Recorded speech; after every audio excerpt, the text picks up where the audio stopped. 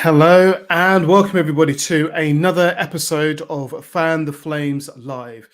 Today I am super excited to be talking with Lottie Moore. Lottie is a coach, a group coach, a one-to-one coach, a facilitator, a trainer, but she's also a land healer, a land worker, and also trains people in fire walking. Or being a fire walker or fire walker instructor.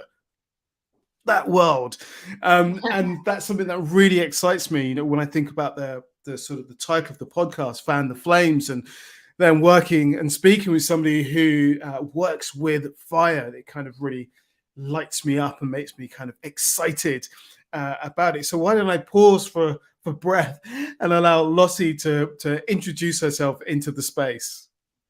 Hi, Robert. Thanks. You did a really good job of introducing me there, actually.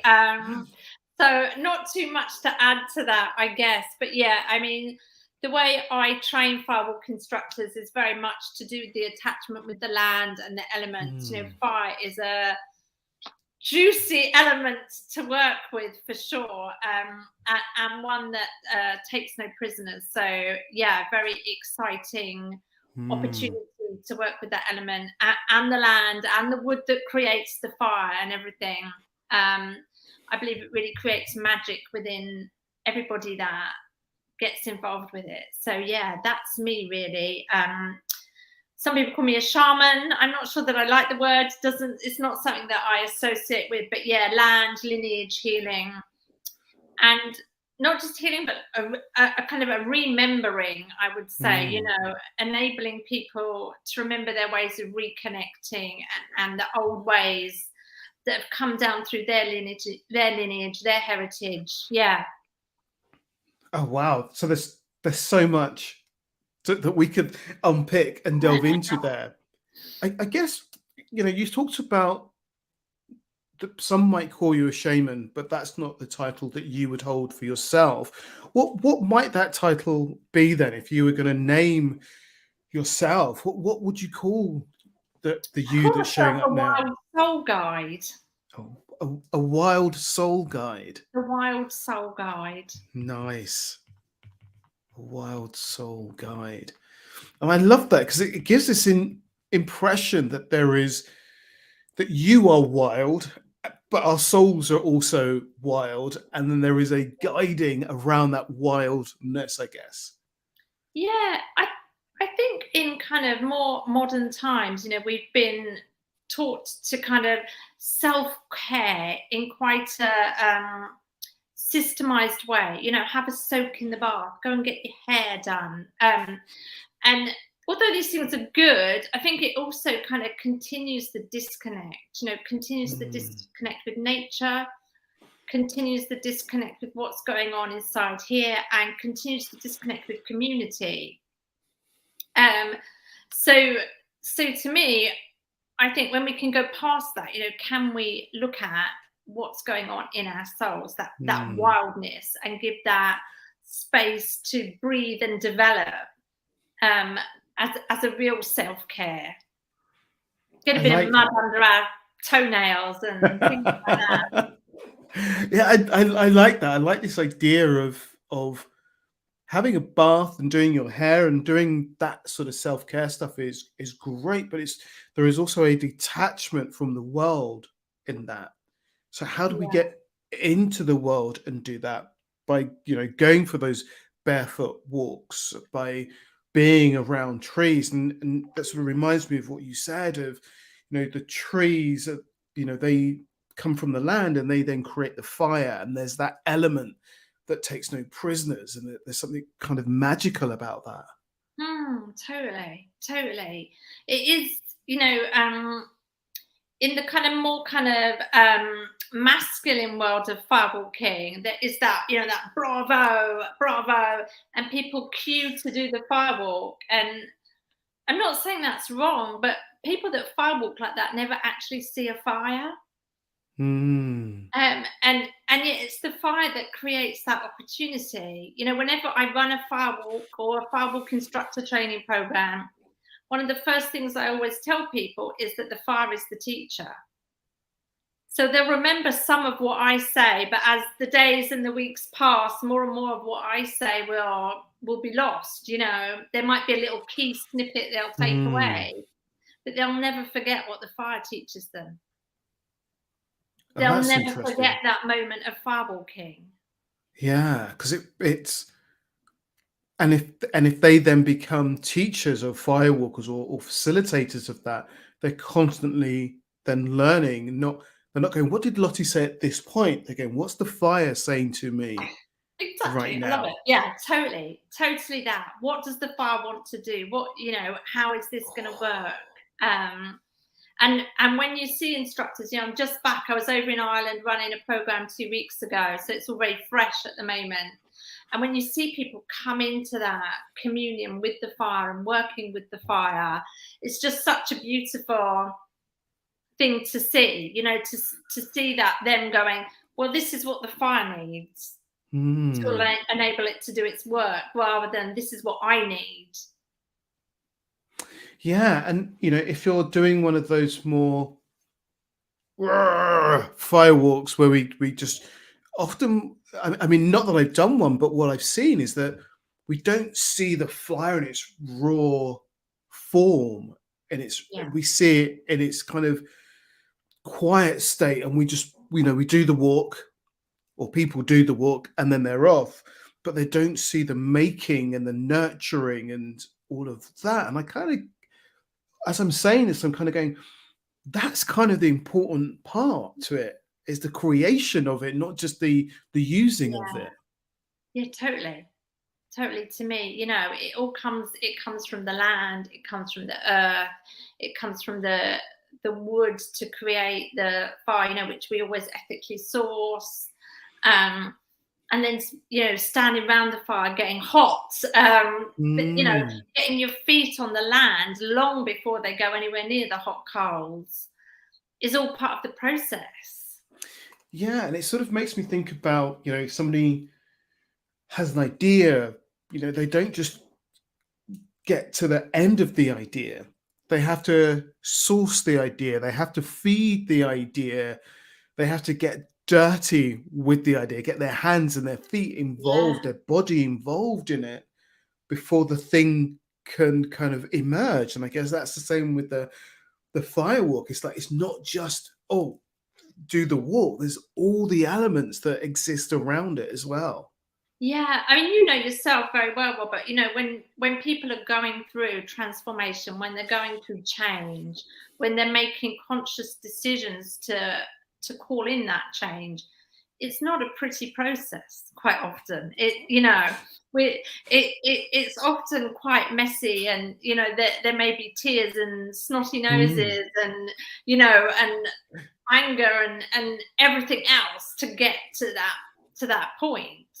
Um, and it's just the same with anything where we really let our wild soul out, you know, to create change, to welcome that Mm. in.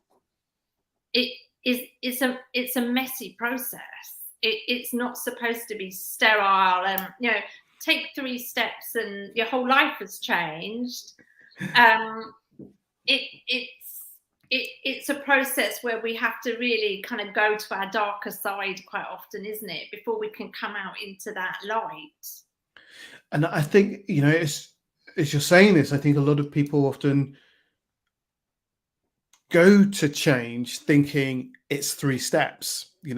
I do this, this, and this, and then it's change. And then they start doing the work, and you go, oh, wait, I've got to unpick stuff. I've got to shift how I think about the world. I've got to, re-examine my values or my wants and my needs. And that's not easy stuff. Exactly that.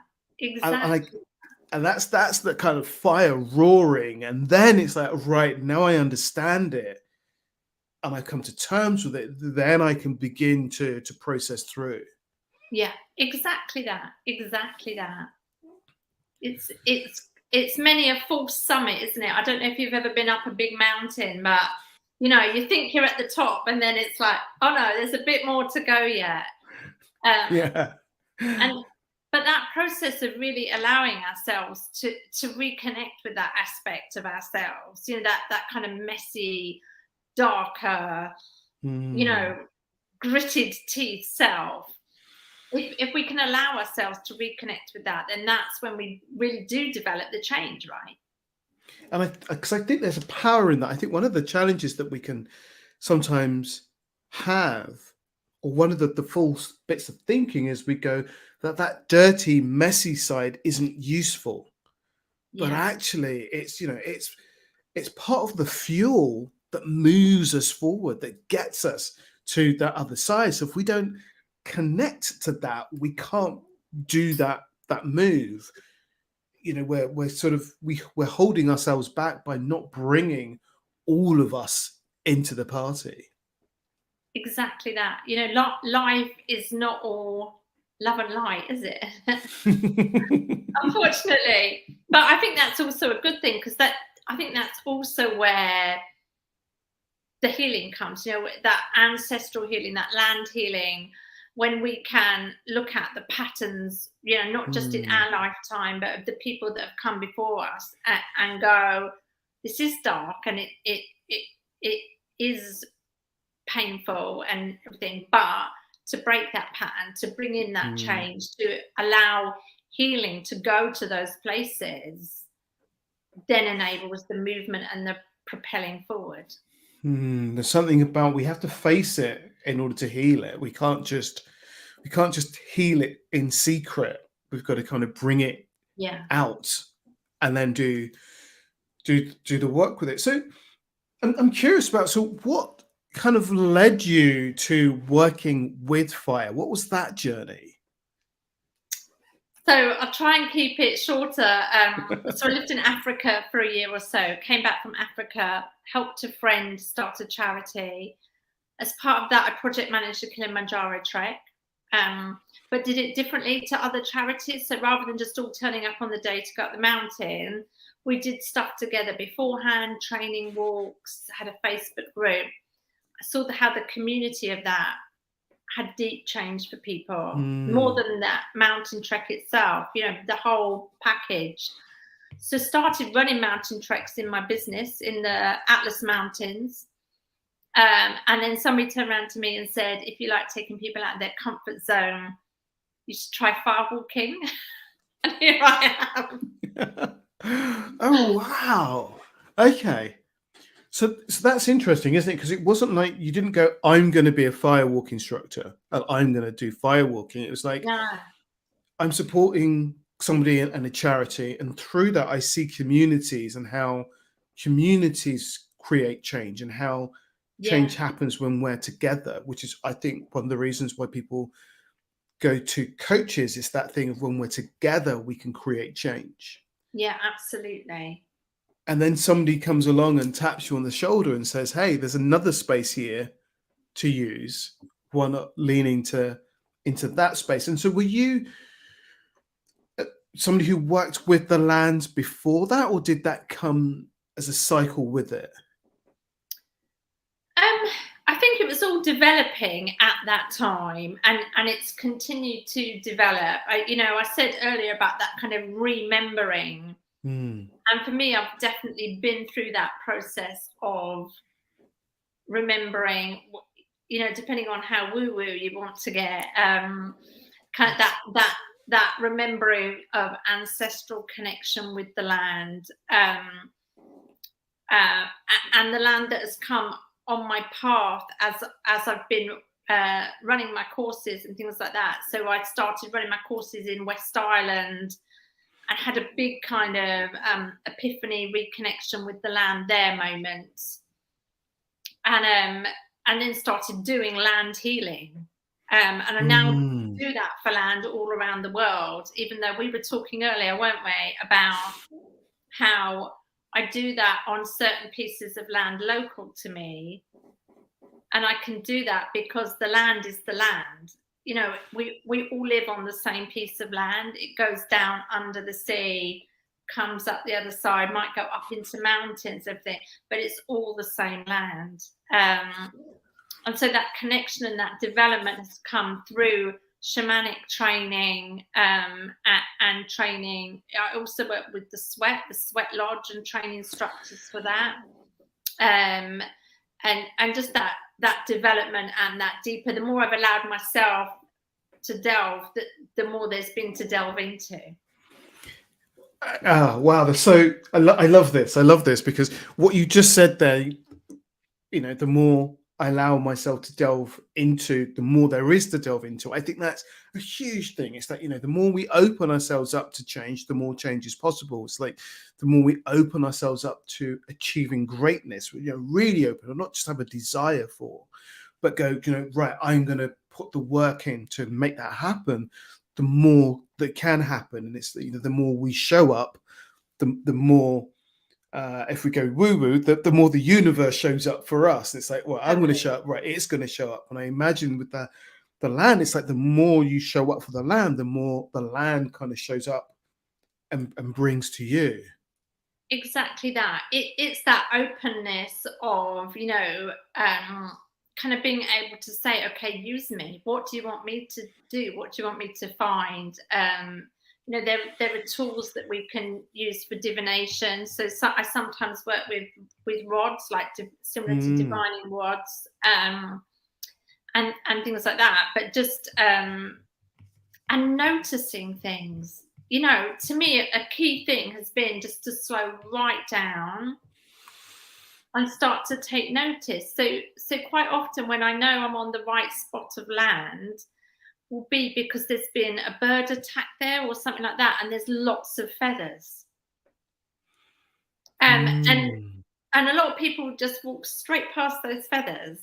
But when you're walking in a mindset of, okay, I want to be open to be used to do this, and you're taking notice of what's going on around, then you start to see the patterns and find the clues that kind of trying to find me or you. Okay, so this reminds me of something that this isn't my quote. I think somebody said it was Oprah Winfrey's quote, where she says, it isn't the work that I'm trying to do, I'm doing God's work. And it's through me that this is happening.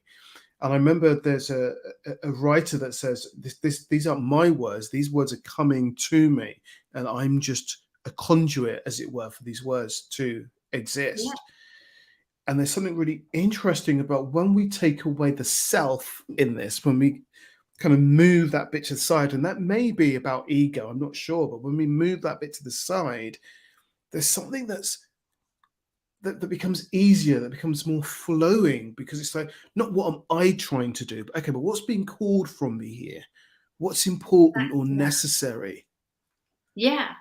And it becomes a much easier process to be in the flow of everything, because suddenly it's not all about you. I'm a little part of this. If it wasn't me, somebody else would have the calling and be doing it, and the same in my business.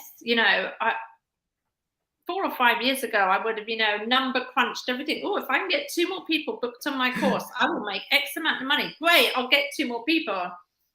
And of course, I want my business to succeed, and I want to do well.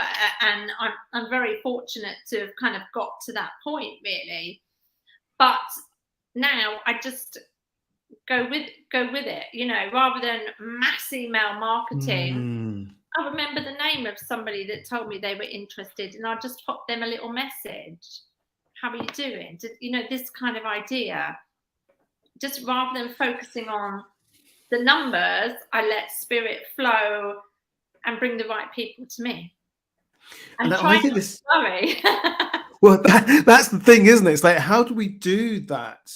Well, that's not the thing, but there's a thing here that I notice, and I noticed myself going through this of okay, I set off on a quest about 7 months ago, where I was like, well, I'm only going to work with people that I enjoy working with and doing work that I enjoy doing.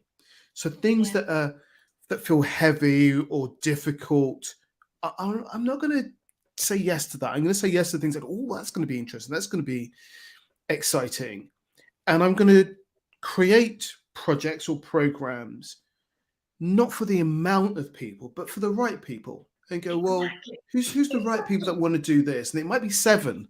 Okay, then 7 of us will go on this adventure or do this piece of work, as opposed to going, my old way of thinking would have been, right, so in order to get X amount of profit, I need Y amount of people, and I need to slim my costs down by whatever to get this.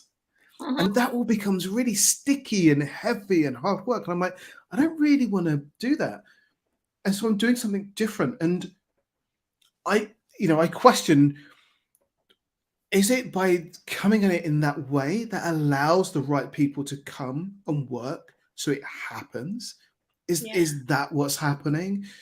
And how do I just not hold back the worry, allow the worry to be there, but not give it attention and focus so it becomes the thing? Exactly that. And I think it's really difficult. I think coaches and people in similar kind of lines of work to us are quite preyed upon. You know, if you scroll through Facebook, it doesn't take long for the ads to start coming up for people promising X figure months and the secret recipe to success. And I think it's so easy to slip into that. Yeah.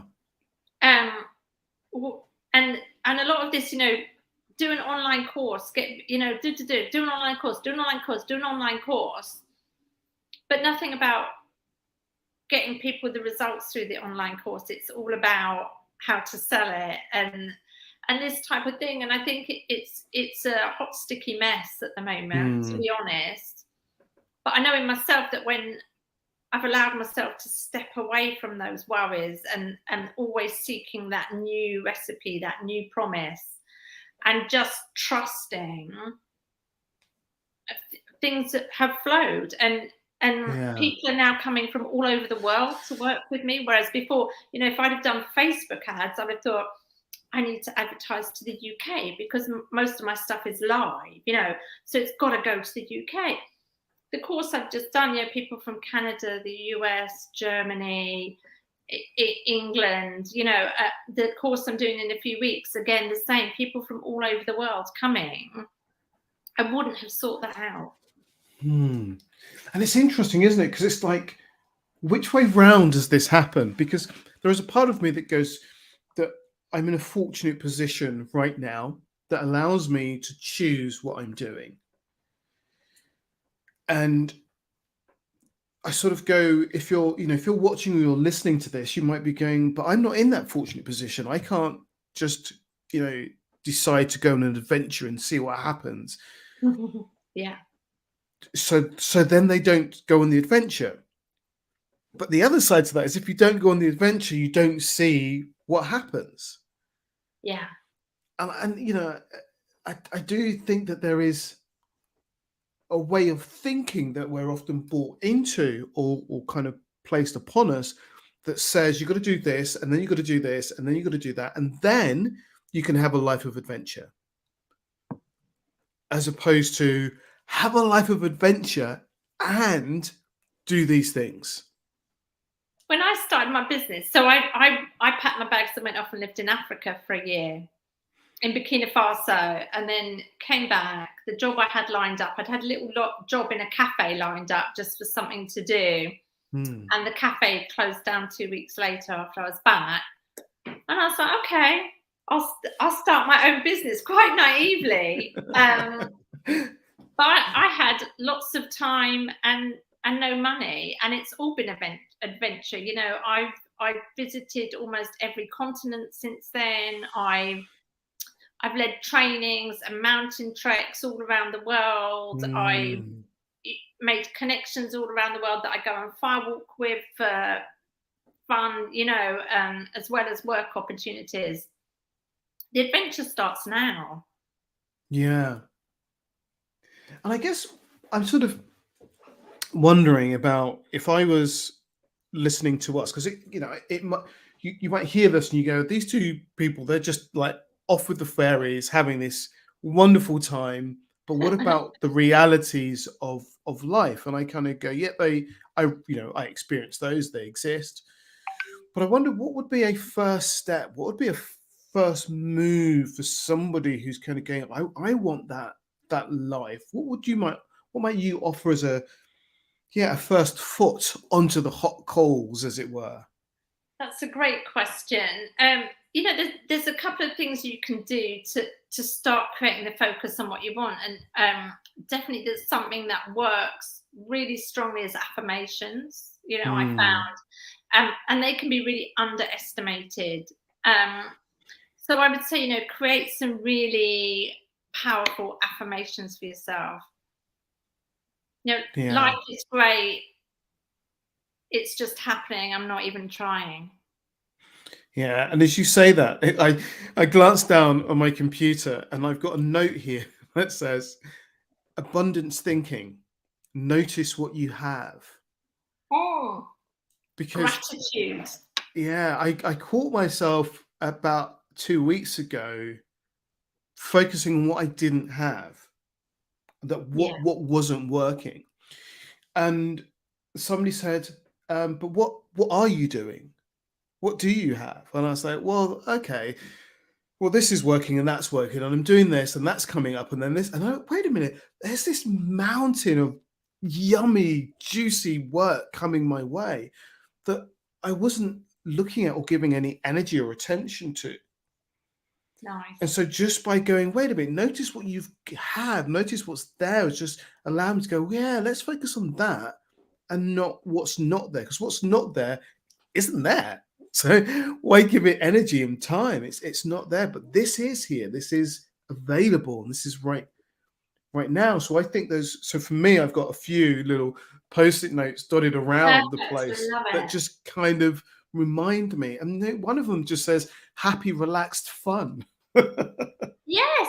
The whole journey is supposed to be fun, right? I mean, we're only in this body for a certain amount of time. We can't take all the stuff with us, so actually just get out and enjoy it, and definitely create the affirmations, give the gratitude, get a little bit wild inside, whether that's just putting your headphones on, turning the music up to 11 and having a dance around the kitchen in the morning, or going out for a 5-hour walk, taking your shoes off, wild swimming, whatever that looks like to you. I think the language patterns we use are so important and quite easy to underestimate, aren't they? I know I did a stand at the weekend at like a Mind, Body, Spirit event Okay. to promote my work. And it was short on footfall. But the amount of people that were just sitting there going, oh, it's quiet, isn't it? Oh, it's so quiet, And I'm just sitting there going, well, I'm having a great day because I've got time to chat to the people next to me and, find out a bit more about what you do and, this kind of idea. And there's also a great book, actually, that's just come to mind. So I'll share that. You might have heard of The Untethered Soul by Michael Stringer. Yes. Not that book, but his autobiography is called.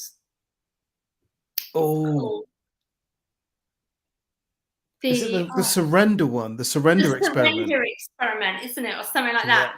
Yeah.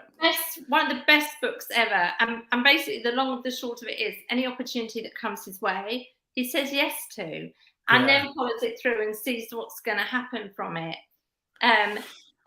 And to me, opportunity is everywhere, and so take those opportunities. You might not know what's going to come from it, but step into those opportunities and see where it flows. And I think that sometimes the opportunities can feel like little nudges, so we don't even notice that they're an opportunity. And it might just be an opportunity to go this way instead of that way. To actually, you see somebody and you just have a conversation with that person. You might have a bit of, the other day I was coming back from a retreat and my train was delayed, and I was like, do you know what? I'm just going to chat to a couple of people that I haven't had an opportunity to talk to, instead of going, oh, the train's late and isn't that terrible? I mean, what can I do in this time? How can I take this opportunity and explore it and sit with it and do something, or allow whatever it is to come through? Because they're little nudges and little pushes that our world can be so loud and chaotic that we don't notice them. A bit like you and the bird. That's exactly what I was just going to say. Yeah. Exactly that. Take time. You know, when something happens and it feels a bit shitty. If am I allowed to say shitty? I just said it now. It's too late. You know, rather than going into that downward spiral, pay attention to your thoughts. Pay attention to the things you're telling yourself, and Yeah. think of everything as an opportunity to heal. Yeah, when people say, pay attention to what you're telling yourself, I think about there's a guy that I work with, Stu, and it's part of the Ivy House program that I'm on, and uh, he does this piece where he talks about the inner critic, and he does this very funny, beautiful piece where he goes, how would this be if this was your flatmate and you came home from work and you said to your flatmate, and he does the whole kind of, oh, I've had a bad day today, this went wrong, and your flatmate went, oh, that's terrible, you're a bit rubbish. And he's like, well, how long would you live with this flatmate? Yeah. So, why are you living with that in your mind? So how do you think about or notice, how are we talking to ourselves? What are we saying to ourselves? Because that, I would say that how we talk to ourselves shows up in our system and becomes part of our Absolutely. privation, and that then is how people meet us. So how do we Absolutely. talking away that isn't that has a positive spin to it, I guess? Yeah.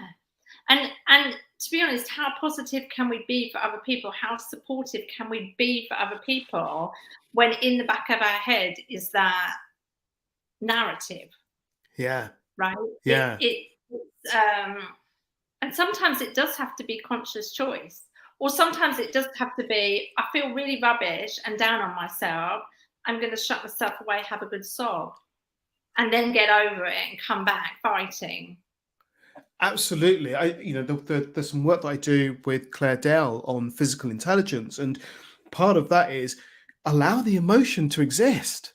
Don't try and Yeah. close it or hide it, or if you're feeling like that, then have that feeling, and then it's moved, it's gone, it's transformed into something else. But part of our challenges is we go, I don't want to feel like that, so I'll lock it away.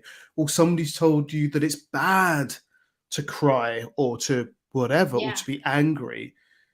So, I think back to the fire, nobody says to the fire, don't roar, don't crackle, don't spit. Yeah, exactly. It just Exactly that, isn't it? fire just does fire, because that's what I do. Exactly. And that in itself, just to spend time by the fire and to look at it, that in itself, it is utter beauty. Yeah, as we see the different colors that exist within Yeah. it, and how it dances and turns and spins upon itself. Yeah, mesmerizing. And it's in itself, that's a mindfulness practice, to sit with the flame and just observe the flame as it plays out, because we see the detail in that we don't normally see. Yeah. Oh, you've disappeared. Oh, Oh, am you're I back. back? Sorry. Yeah, sorry. No worries. Yeah, as firewalk instructors, everybody needs a fire tender, somebody to look after the fire while they're looking after the people and doing the preparation and stuff. And we're all always super happy to fire tend for each other, because you get an evening by the fire.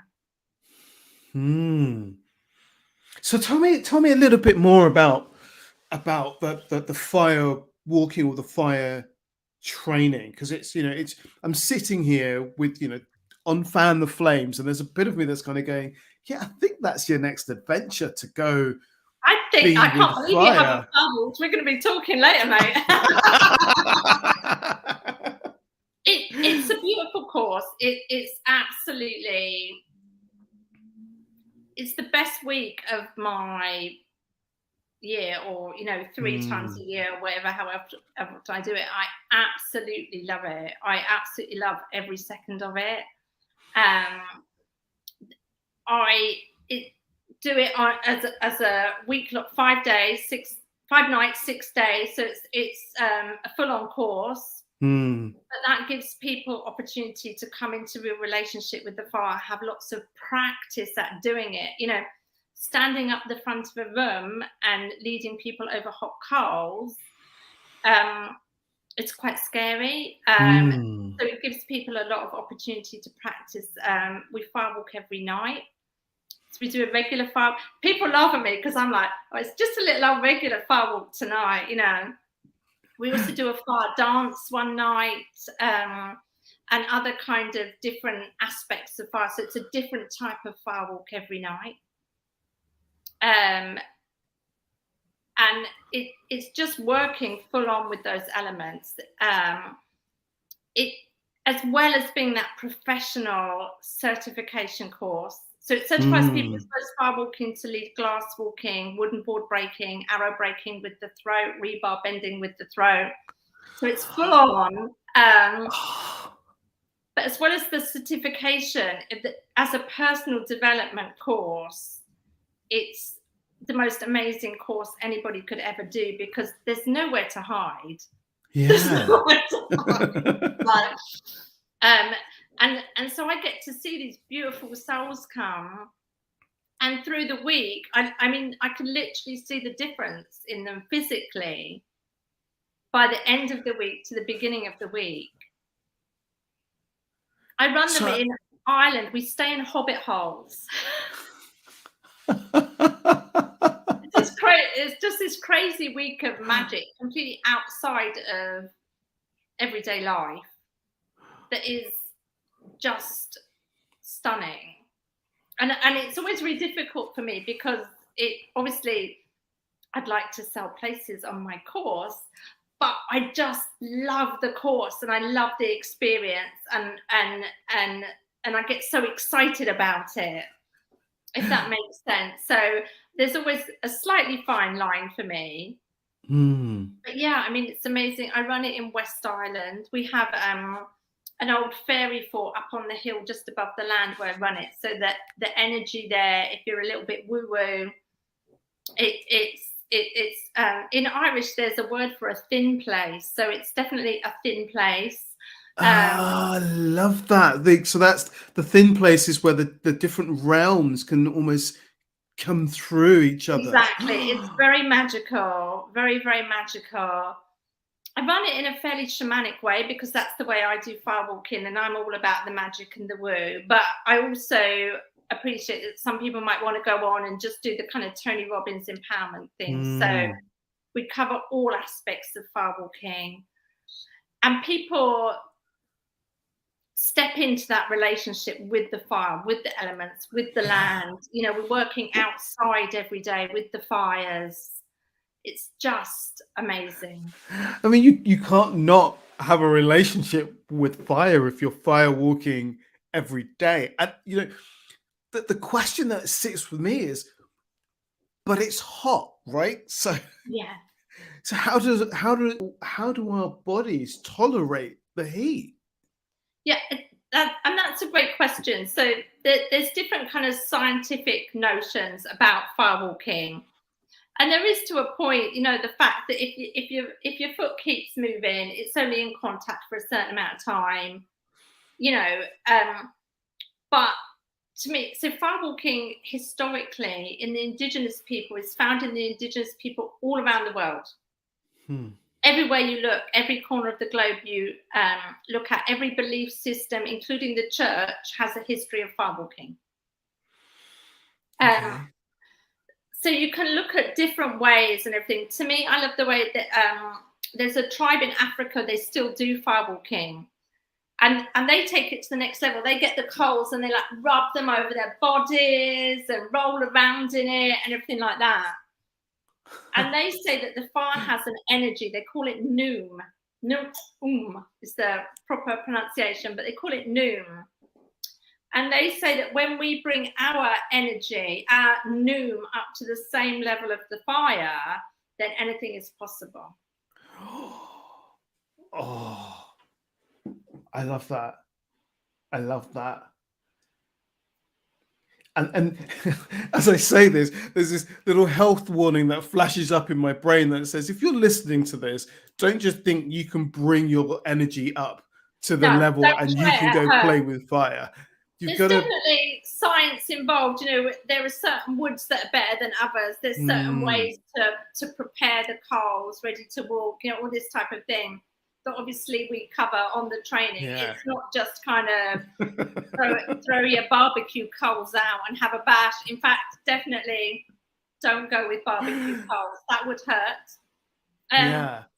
But also when you're fire walking that much, and if you come away for a week and you're fire walking every night, and you're probably walking multiple times every night, and one night we do a fire dance, so we're dancing on the fire, the chances are you will get a little blister. And I dated a guy for a while that did wood turning. He always had blisters on his hands. Always had blisters on his hands. And so what I say is, the question is not, will I get a blister? The question is it worth it?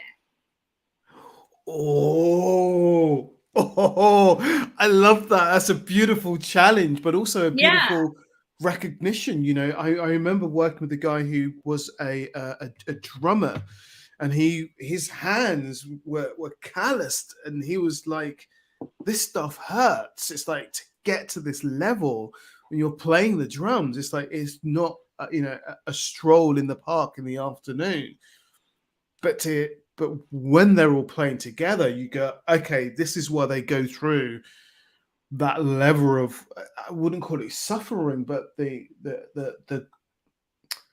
an effort that's necessary to create that outcome.